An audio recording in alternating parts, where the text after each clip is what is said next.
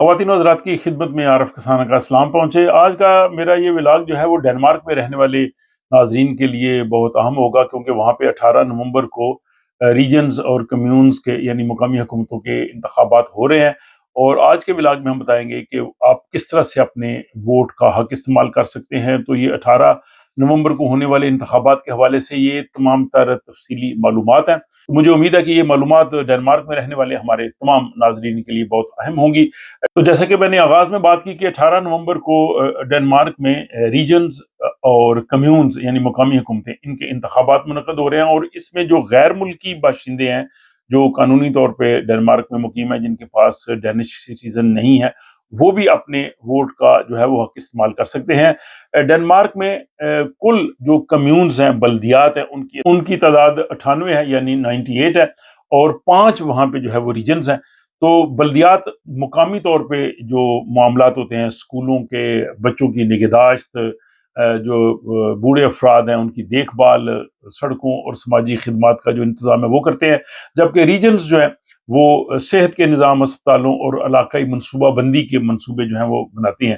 तो बुनियादी तौर पे जो लोग वहाँ पे रहते हैं उनके सबसे ज़्यादा काम जो है वो मकामी हुकूमतों से कम्यून्स के साथ होते हैं या रीजन्स के साथ होते हैं। तो इसलिए आप उन नुमाइंदों का इंतखाब करें जो इस चीज़ के अहल हों कि वो आपके ये मसाइल हल करें। और फिर वहाँ पे जमातें हैं, उनके नज़रियात भी हैं, तो मैं कोशिश करूँगा कि वहाँ की जो बड़ी जमातें हैं उनके हवाले से भी व्लॉग्स आपकी खिदमत में पेश किए जा सकें।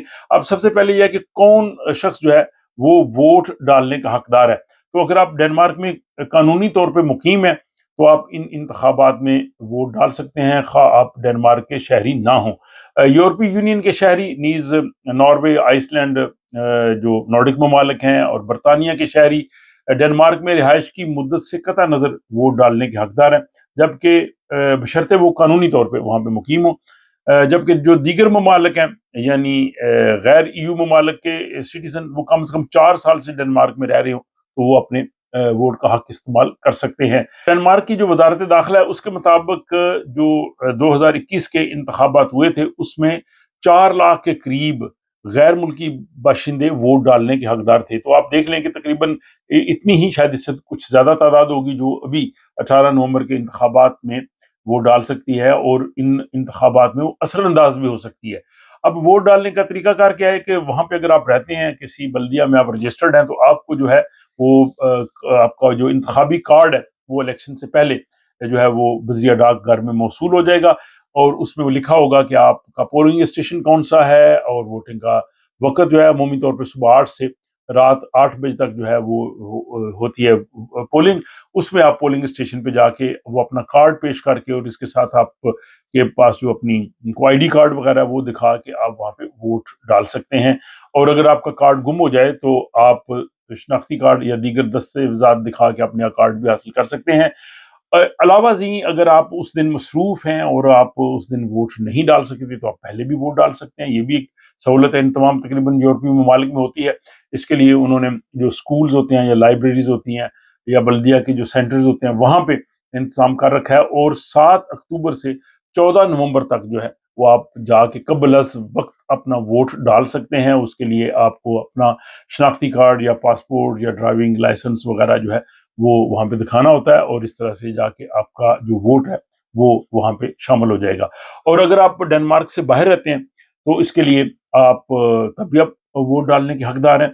और आप आर्जी तौर पे किसी मुल्क में गए हैं, वहाँ पे कारोबार तालीम के सिलसिले में हैं, तो आप जो डेनमार्क का सफारत खाना है, कौंसल खाना है, उसमें जाके वोट डाल सकते हैं। और यही सहूलत जो ग्रीनलैंड और फरवा आइलैंड के लोग हैं उनके लिए भी है। और इसके बाद जो डाक के जरिए आपके वोट जो हैं वो डेनमार्क आ जाएंगे।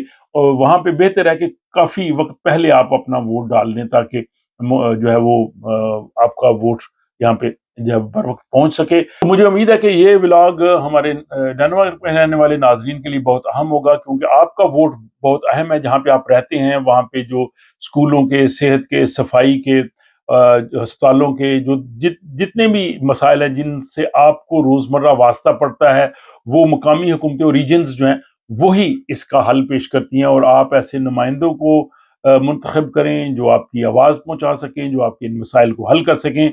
और आप उन जमातों के मंशूर को भी देखें, और जो आप समझते हैं जिसका मंशूर अच्छा है اس جماعت کو اپنے ووٹ کا جو ہے وہ حق استعمال کریں۔ تو آپ بتائیے کہ آپ کو یہ ولاگ کیسا لگا، اور آئندہ آنے والے دنوں میں 18 نومبر سے پہلے آپ کو مزید اس طرح کے کئی ولاگز دیکھنے کو ملیں گے، تو مجھے امید ہے کہ ڈنمارک میں جو میرے ناظرین ہیں اس سلسلے کو پسند کر رہے ہوں گے۔ اس کا اظہار وہ اپنی رائے سے کر سکتے ہیں تاکہ مجھے علم ہو سکے کہ یہ آواز کہاں تک پہنچ رہی ہے اور لوگ اس سے کس قدر فائدہ اٹھا رہے ہیں۔ اپنا خیال رکھیے گا، اور آپ سے ملاقات ہوتی ہے کسی اگلے ولاگ۔